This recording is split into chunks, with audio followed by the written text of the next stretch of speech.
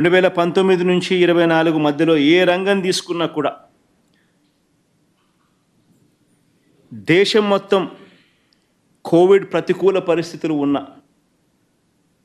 రాష్ట్రంలో అలాంటి కోవిడ్ ప్రతికూల పరిస్థితులు కనిపిస్తా ఉన్నా కూడా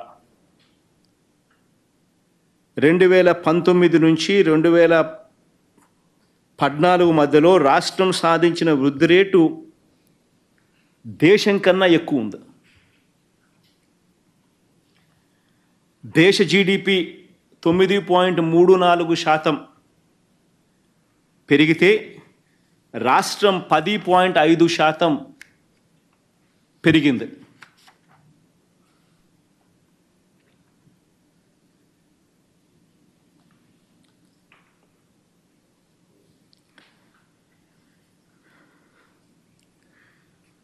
చంద్రబాబు నాయుడు గారు నిజంగా ఏ రకంగా దాన్ని వక్రీకరిస్తారు, ట్విస్ట్ చేస్తారు అనే దానికి నిదర్శనం.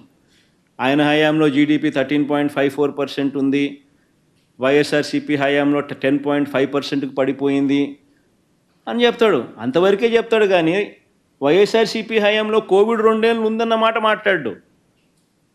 మ్యానుఫ్యాక్చరింగ్ ఆర్ ఇండస్ట్రీ జీవీఏ ఏ రకంగా పెరిగింది అన్న సంగతి చెప్పడు. వైఎస్ఆర్సీపీ హయాం చంద్రబాబు నాయుడు హయాంలో ఎలా బెటర్గా ఉంది అనే మాట చెప్పడు. వైఎస్ఆర్సీపీ హయాంలో చంద్రబాబు నాయుడు గారి కన్నా ఉద్యోగాలు ఏ రకంగా ఇంకా ఎక్కువ వచ్చాయి అనే మాట చెప్పడు. ఏకంగా వైఎస్ఆర్సీపీ హయాంలో ఏకంగా ఉద్యోగాలు ఇంతకుముందు ఆయన ఇచ్చిన సోషియో ఎకనామిక్ సర్వే రిపోర్ట్స్ మీకు అందరికీ చూపించారు. దాదాపుగా 33 లక్షల ఉద్యోగాలు ఒక్క ఎంఎస్ఎంఈ సెక్టార్లోనే 32 లక్షల ఉద్యోగాలు. దానికి ఇంకా లార్జ్ అండ్ మెగా కూడా యాడ్ చేస్తే మరో 1,02,000 ఇంకా పైన ఏ రకంగా పెరిగాయన్న మాటలు చెప్పడు. చంద్రబాబు నాయుడు గారి హయాంలో ఏ రకంగా కేవలం ఆయన సోషియో ఎకనామిక్ సర్వే రిపోర్ట్ ప్రకారమే కేవలం 8,94,000 ఉద్యోగాలు మాత్రమే తాను ఇవ్వగలిగాడు అని మాత్రం చెప్పడు. ఎక్కడ 8,94,000 ఉద్యోగాలు, ఎక్కడ 32 లక్షల చిల్లర ఉద్యోగాలు, అట్లడి చెప్పడు. ఏదైనా వక్రీకరణే.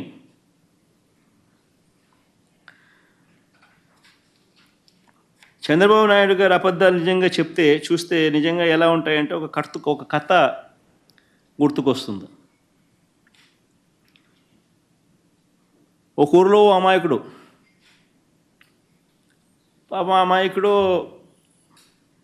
భుజాన ఒక మేకపిల్లని వేసుకొని దాన్ని ఏదో అమ్ముకోవాలని పాపం బజారుకి బయలుదేరుతాడు. ఇంట్లో నుంచి గడప దాటుతానే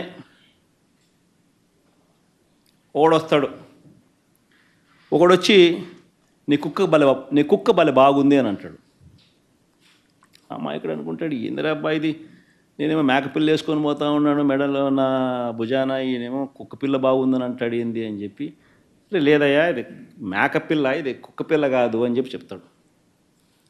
ఆ నుంచి ఇంకో 4 అడుగులు ముందుకేస్తాడు. ఆ వీధి చివరికి వచ్చేసరికి, ఆ వీధి టర్నింగ్ దిగేసరికి ఇంకొకడు ఎదురవుతాడు. ఇంకోడు ఏమంటాడు, అరే నీ కుక్కపిల్ల చాలా తెల్లగా ఉంది, చాలా బాగుంది అంటాడు. ఎక్కడి నుంచి తెచ్చుకున్నావు అని అంటాడు. ఈ అమాయకుడు అనుకుంటాడు, ఏందిరా నేను మేకపిల్లని నేను తీసుకుపోతా అంటాడు. మళ్ళీ ఇంకొకడు వచ్చి మళ్ళీ కుక్కపిల్ల అంటాడు. కుక్కపిల్ల తెల్లగా ఉందని అంటాడు, భలే బాగుందని అంటాడు, ఎక్కడి నుంచి తెచ్చుకున్నాను అంటాడు. ఏంది కాదు స్వామి, ఇది మేకపిల్ల, ఇది కుక్కపిల్ల కాదు ఇది అని చెప్పి, నీ కన్ను కనపడడం లేదా నీకు అని చెప్పి మళ్ళీ ముందుకు పోతాడు. మళ్ళీ ఆ నుంచి ఇంకొక కిలోమీటర్ ముందుకు పోయేసరికి ఇంకోడు కనపడతాడు.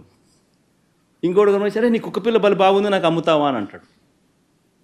అంటే ఏం కన్ఫ్యూజన్ స్టార్ట్ అవుతుంది. ఏందిరానైనా నా బుర్రలో మేకపిల్ల నేను భుజాన్ని వేసుకొని పోతా ఉన్నాడంటే కుక్కపిల్ల అంటాడు, ముగ్గురితో చెప్పించినాడు, 3వ వాడు వచ్చి కూడా మళ్ళీ కుక్కపిల్ల అంటాడు, కుక్కపిల్ల తెల్లగా ఉందని అంటాడు, నాకు అమ్ముతావా అని అంటాడు. ఇదేంద్రా నేను మేకపిల్ల వేసుకుంటూ పోతా ఉంటే అని చెప్పి మళ్ళీ ఆయన తిడతాడు, అరే ఇది మేకపిల్ల అయినా కుక్కపిల్ల కాదు ఇది అని చెప్పి మళ్ళా 4 అడుగులు ముందుకేస్తాడు. ఇంకో 4 అడుగులు ముందుకు దూరం వేసేసరికి ఇంకొకడు కనపడతాడు. 4వ వాడు కనిపించేసరికి ఏమంటాడు, కుక్కపిల్లని ఎందుకయ్యా నువ్వు మెడలో వేసుకొని పోతా ఉన్నావు, నువ్వు భుజాన్ని వేసుకొని పోతా ఉంటావు, పక్కన నీతో పాటు నడవమంటే నడవదా అంటాడు అని 4వ వాడు అంటాడు. దాంతో ఏమంటాడు ఆ అమాయకుడు పాపం, ఇంద్ర నా కళ్ళకి ఏమన్నా అయిందా, నా మనిషికి ఏమన్నా అయినా అని చెప్పి మేకపిల్లని తీసి ఆడేసి నాకు మేకపిల్ల వద్దు, నాకు ఈ కుక్క పిల్ల వద్దు అని చెప్పి పోతాడు.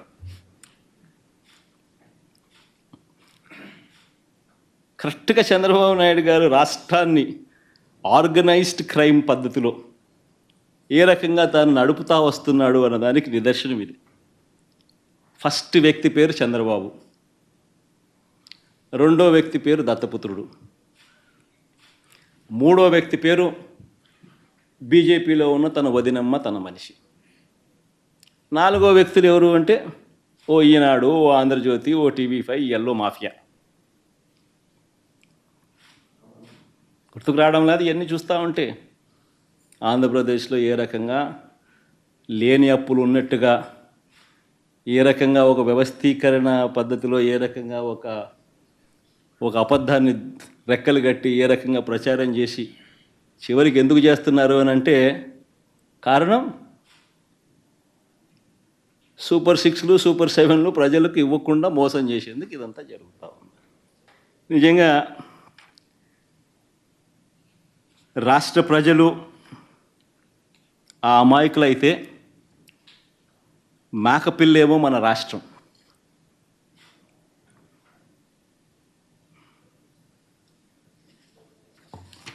దాన్ని ఏ రకంగా గజదొంగలు ఆ పడేసిన మేకను తీసుకొని పోయి బిర్యానీ చేసుకొని ఏ రకంగా తిన్నారో,